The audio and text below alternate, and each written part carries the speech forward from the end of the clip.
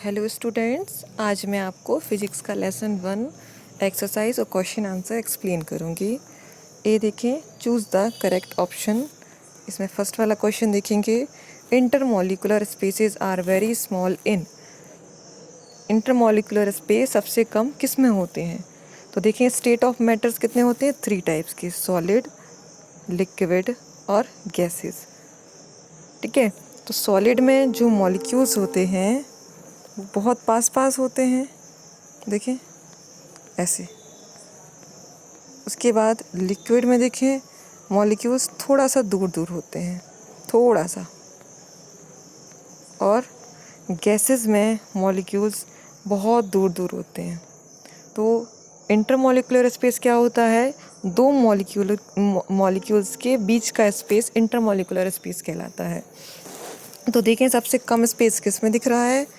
Solid में, क्योंकि इनके जो मॉलिक्यूल्स हैं वो बहुत पास पास हैं, एकदम सटे हुए हैं, एकदम क्लोज होते हैं।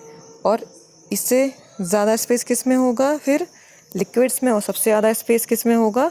गैसेस में। इसमें पूछा है लेस स्पेस, मतलब वेरी स्मॉल स्पेस किस में होता है? सॉलिड में। तो इसका आंसर हो जाएगा सॉलिड। नेक्स्ट देखें, question 2। There is a force of adhesion between the molecules of. Adhesion का फोर्स होता है जब दो डिफरेंट मॉलिक्यूल्स के मैटर के बीच में, जो उनके मॉलिक्यूल्स में दो डिफरेंट टाइप्स के मॉलिक्यूल्स के बीच में जो फोर्स होता है वो एडहेंशन का फोर्स कहलाता है। तो ये होगा glass and water, glass and milk, glass and coffee, all of this. तो इसका आंसर हो जाएगा ग्लास एंड वाटर। इसके बीच में होता है, क्योंकि ग्लास वाटर अलग अलग मॉलिक्यूल्स हो गए, तो इनके बीच में जो फोर्स हो गए वो कौन से हो जाएंगे? एडहेंशन का फोर्स हो जाएगा। नेक्स्ट है, molecules are less tightly packed in. Molecules कम और वो भी टाइटली पैक्ड किस में होते हैं? मतलब थोड़ा कम होते हैं और टाइटली भी होते हैं, क्योंकि गैसेस में तो मॉलिक्यूल्स बहुत दूर दूर होते हैं, पैक ही नहीं होते हैं। लिक्विड्स में थोड़ा सा पास पास होते हैं, है ना। और सॉलिड में मॉलिक्यूल्स कैसे होते हैं? बहुत पास पास होते हैं, तो एकदम ही टाइटली पैक्ड होते हैं। तो लेस टाइटली किस में हो जाएंगे? लिक्विड्स में। जिसका आंसर आ जाएगा बी, लिक्विड। क्लियर। फोर्थ वाला देखें, least amount of energy is found in the molecules of. सबसे कम अमाउंट ऑफ एनर्जी किस में होती है? कौन से मॉलिक्यूल्स में होती है? सॉलिड में, लिक्विड में और गैसेस में। तो सॉलिड्स में होती है सबसे कम अमाउंट ऑफ एनर्जी, क्योंकि उनके जो मॉलिक्यूल्स होते हैं वो बहुत पास पास होते हैं और वो क्या नहीं कर पाते, वो मूव नहीं कर पाते, तो उनके अंदर जो एनर्जी होती है वो बहुत कम होती है। Which of the following is the sublimate? इनमें देखें, ए बी सी, कैम्फोर मतलब Kapoor, naphthalene and dry ice. तो इनमें बताना है कि सब्लिमेट क्या होता है। सब्लिमेट वो होता है जो सॉलिड से डायरेक्ट गैस स्टेट में कन्वर्ट हो जाए, वो कहलाती हैं सब्लिमेट। तो कपूर आपने देखा होगा, अगर आप कपूर को खुला हवा में छोड़ देंगे तो कपूर लिक्विड में, सॉलिड में रहता है और लिक्विड में चेंज नहीं होगा, डायरेक्टली किस में चेंज हो जाएगा? गैस में चेंज हो जाएगा। तो कपूर भी क्या है? एक सब्लिमेट है। उसके बाद नेफ्थलीन, नेफ्थलीन के साथ भी ऐसे ही होता है, अगर उसको हवा में छोड़ देंगे खुला तो वो सॉलिड से सीधा किस में चेंज हो जाएगा? गैस में चेंज हो जाएगा। उसके बाद है ड्राई आइस, ड्राई आइस के साथ भी ऐसे होता है, सॉलिड से डायरेक्ट गैसेस में चेंज होती है। तो इसलिए इसका आंसर हो जाएगा ऑल ऑफ दीज। नेक्स्ट देखेंगे, फ्लप्स हैं, force of cohesion is responsible for keeping the molecules of a substance bound together. इसमें देखें, फोर्स ऑफ कोहेंशन होता है वो दो सेम मॉलिक्यूल्स के बीच में होता है, सेम टाइप ऑफ मॉलिक्यूल्स। ठीक है, और क्या होते हैं? Molecules of substance bound together. जो मॉलिक्यूल्स क्या हो जाते हैं? एक दूसरे से बंधे रहते हैं, क्योंकि वो सेम टाइप्स के होते हैं तो एक दूसरे से बंधे रहते हैं। तो इसमें कौन सा फोर्स आ जाएगा? कोहेंशन का force. Molecules of matter have space between them. जो मॉलिक्यूल्स किसी भी मैटर के, सॉलिड ले लो, उसके बीच में जो मॉलिक्यूल्स होते हैं, सॉलिड लिक्विड गैस किसी भी स्टेट में, तो उनके बीच में क्या होता है? स्पेस होता है। चाहे कम हो चाहे ज़्यादा, इनके बीच में स्पेस होता है, इसी को तो इंटरमॉलिक्यूलर स्पेस कहते हैं। थर्ड वाला है, molecules in solid phase have the least amount of energy. जो सॉलिड में मॉलिक्यूल्स होते हैं उनके बीच में सबसे कम अमाउंट ऑफ एनर्जी होता है, मतलब सबसे कम उनमें एनर्जी होती है, क्योंकि वो बहुत पास होते हैं और वो अपनी जगह से हिल भी नहीं पाते हैं, वाइब्रेट भी नहीं कर पाते हैं, इसलिए उनमें सबसे कम अमाउंट ऑफ एनर्जी होता है। During a change in state the temperature remains constant. During a change in state मतलब स्टेट में चेंज होने के दौरान, किसी भी स्टेट में चेंज हो रहा है, कोई स्टेट किसी स्टेट में जा रही है, तो टेम्परेचर रिमेन्स कांस्टेंट, तो उनका टेम्परेचर कैसा रहता है, कांस्टेंट रहता है, मतलब टेम्परेचर बदलता नहीं है। नेक्स्ट है freezing is just opposite of fusion. Freezing मतलब किसी चीज़ का जमना, फ्यूज़न मतलब होता है उसका मेल्ट हो जाना है, तो फ्रीजिंग क्या हो गया, just opposite of fusion. Clear. Next देखिए true false. The kinetic energy of molecules increases with an increase in temperature. Temperature बढ़ाने से मॉलिक्यूल्स की काइनेटिक एनर्जी बढ़ जाती है। हाँ, ये बिल्कुल सही बात है। मॉलिक्यूल्स हैं और जब इनकी टेम्परेचर इंक्रीज़ करेंगे तो इनको क्या मिल जाएगी, एनर्जी मिल जाएगी। जब इनकी एनर्जी मिलेगी तो इनकी काइनेटिक एनर्जी इंक्रीज़ होने लगेगी। The force of cohesion is a kind of intermolecular force of attraction. जो फोर्स ऑफ कोहेंशन होता है वो एक इंटरमोलिकुलर फोर्स ऑफ अट्रैक्शन ही होता है एक तरह का। क्यों? क्योंकि सेम टाइप ऑफ मॉलिक्यूल्स के बीच में जो फोर्स होता है उसको कोहेंशन कहते हैं, और इंटरमोलिकुलर फोर्स भी वही होता है।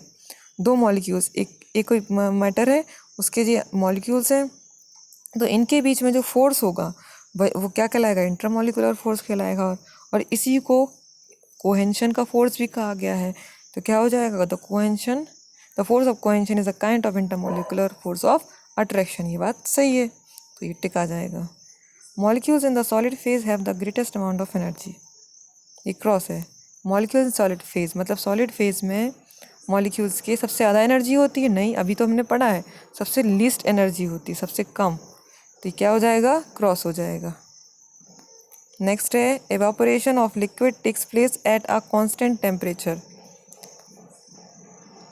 लिक्विड का इवेपोरेट होना मतलब लिक्विड का भाप में बदल जाना, मतलब कि गैसेस में बदल जाना, एवापोरेशन की प्रोसेस होती है। तो वो कब होती है, एट अ कांस्टेंट टेम्परेचर। हाँ, ये सही है। जब कोई जैसे वाटर है, ठीक है, तो वाटर का एक कांस्टेंट टेम्परेचर होता है उसको बॉयल होने का, 100 डिग्री सी, ठीक है, ये इसका बॉइलिंग पॉइंट होता है। तो बॉइलिंग पॉइंट पे ही ये बॉयल होना शुरू होता है और उसी के बाद ही इवेपोरेशन की जो प्रोसेस होती है वो स्टार्ट होती है। तो हर लिक्विड के साथ यही होता है, उसका भी एक बॉइलिंग पॉइंट होता है, उसके बाद वो उसमें इवेपोरेशन की प्रोसेस जो होगी वो होने लगेगी। तो ये बात सही है। नेक्स्ट है freezing is just opposite of fusion. ये भी बिल्कुल करेक्ट है।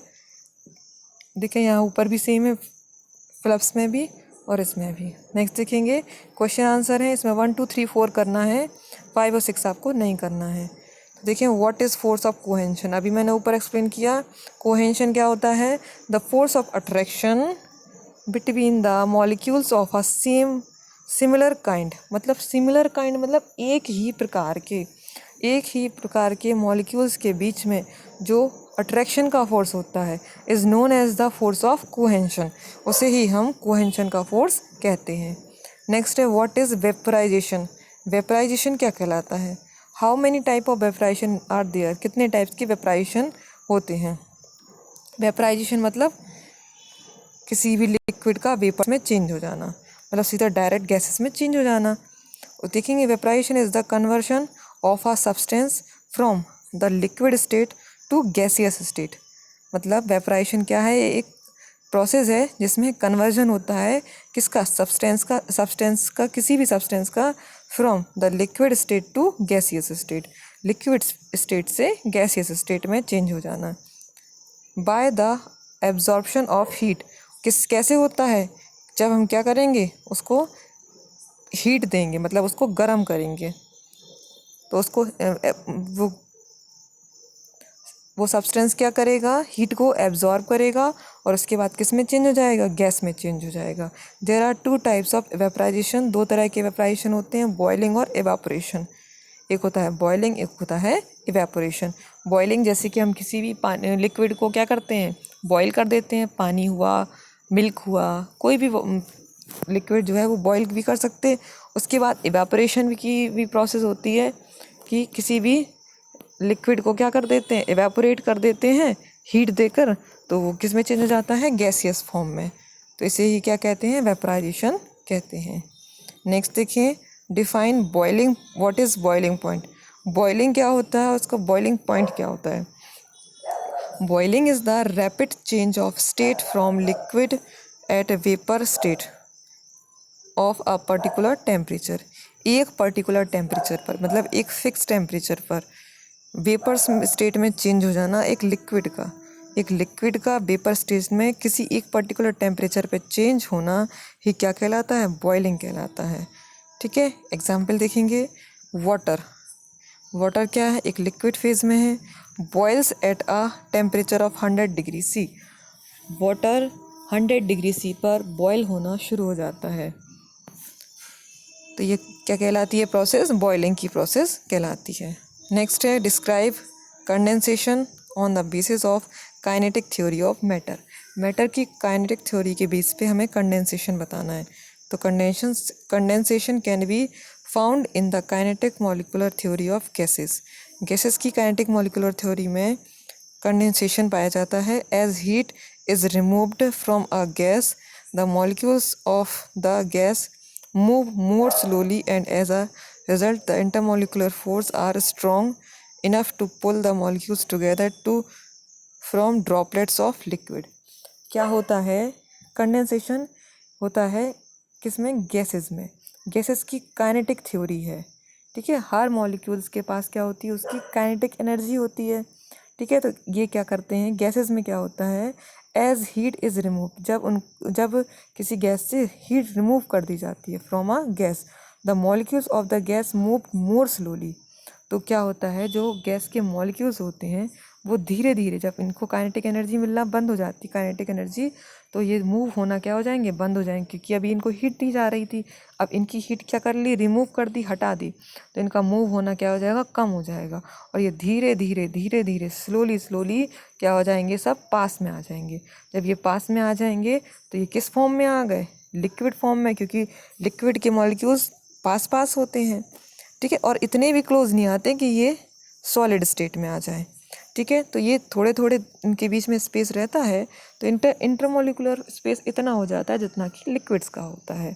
ठीक है, तो ये किस में चेंज हो जाते हैं, लिक्विड में चेंज होने लगते हैं। तो देखिए, as result intermolecular force and strong enough to pull the molecules together, मतलब इनके बीच का स्पेस जो है वो इतना स्ट्रॉन्ग हो जाता है कि ये एक दूसरे के पास खींच लेते हैं। ठीक है, फ्रॉम ड्रॉपलेट्स ऑफ लिक्विड, और ये किस में चेंज हो जाते हैं, ड्रॉपलेट्स ऑफ लिक्विड, मतलब पानी की बूंदों में चेंज हो जाते हैं, मतलब ये किस फॉर्म में आ जाते हैं, लिक्विड फॉर्म में। इसी को ही कंडेंसेशन कहा जाता है। क्लियर, फिफ्थ और सिक्स्थ वाला क्वेश्चन आपको नहीं करना है, इन चारों क्वेश्चंस को आप कंप्लीट कर लेना। Class completed, bye.